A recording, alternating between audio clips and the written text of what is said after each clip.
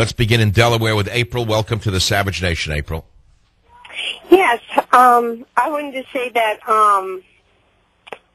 you wouldn't make a good preacher because you tell the truth. And basically, preachers who tell the truth don't make a whole lot of money. Are you saying that most people in religion today are fake? Yes. Well, why do you think churches have lost their interest to most Americans? It's because there's no truth. There's no fire and brimstone in the churches anymore. Right. And that's why more preachers are yeah, but look, let's say there was a fiery preacher named Michael Savage, and I'm on the internet preacher, let's say, okay? I do it by video conference, or however I do it, and I appear somewhere, and I give the people fire and brimstone, and I tell them that you not only are going to hell, but you're living in hell because of your sins. There's no future hell, you're living in it.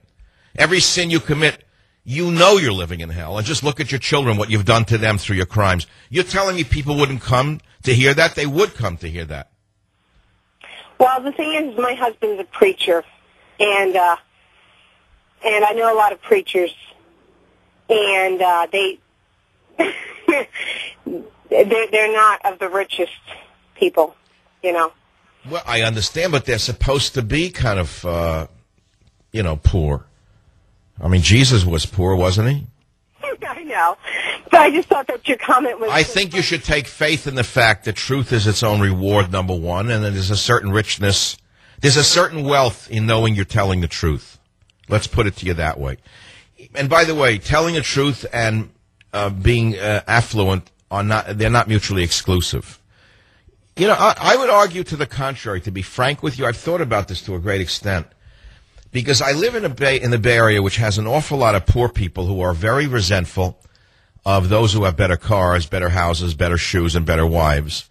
And you could feel the rage on them if you drive by in a better car or you have a better pair of shoes or a better looking wife. They hate you. They're angry at you. The lights flash on the highway for something you didn't do, whatever. They give you the finger. Usually they have an Obama bumper sticker on their car.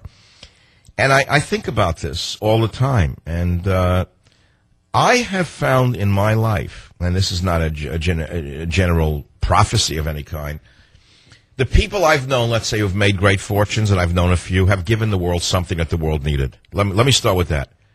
The people I have known who have made great fortunes have given the world a product or a service that the world needed. Let me start with that.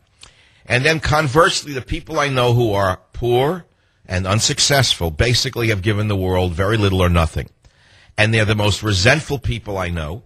They're angry at everybody. They blame everybody for their poverty.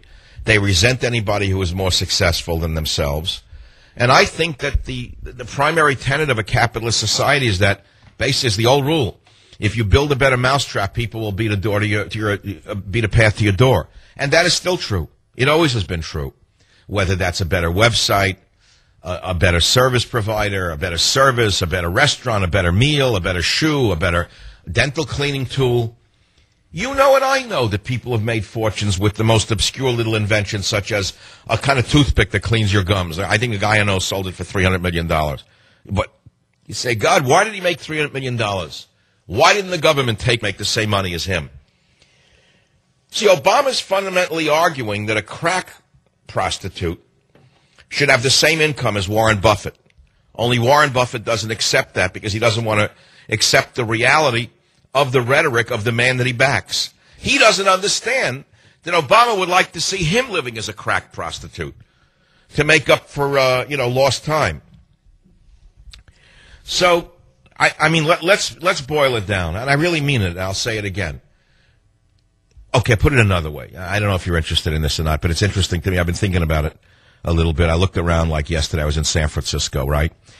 And I just love full of tourists. It's very nice to see all of the foreign tourists in San Francisco enjoying themselves in the middle of the day, drinking and eating and walking and enjoying. They're having a good. They're relaxing. They're on vacation, and they should be. I don't resent that. There's nothing wrong with it. Okay, it's beautiful to see people relaxing in a beautiful city, right? But then I don't know how to put this without offending certain people, but I don't mean this at anyone in particular. I ran into certain people that I know who have given the world almost nothing, and they're by and large unsuccessful. They're marginal. They're poor, and they're very angry. They're angry at everybody. And then I thought about some people I know who are kind of affluent, and every one of them either created something or did something that the world wanted. And then I thought about Obama and communism.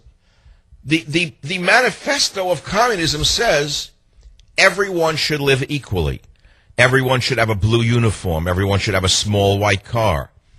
Everyone should have a bicycle. Everyone should eat the same amount of food every day. Everyone should only drink a 16-ounce soda in New York City. Everyone shouldn't use canned baby milk. That's socialism. When a state starts to dictate how much you can have, how much everyone should have, that's absolute socialism or communism. And it's anathema to our system of free enterprise.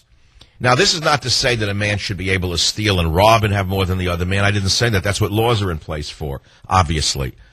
And the rich are taxed at a much higher rate than the poor. Poor pay no taxes. The rich pay the burden of all the taxes in this country. And when you start punishing success, as Obama has been doing, what you're doing is killing the engine that has made America what it is. The man is foreign to the American way of life. I have to keep repeating this to you. Obama's philosophy is foreign. I don't care where he was born. I don't care if he was born in the Bronx. It doesn't matter to me whether he was born in Kenya, Indonesia, or Hawaii. The man's philosophy is foreign to the American way. I rest on those words. I'll be right back.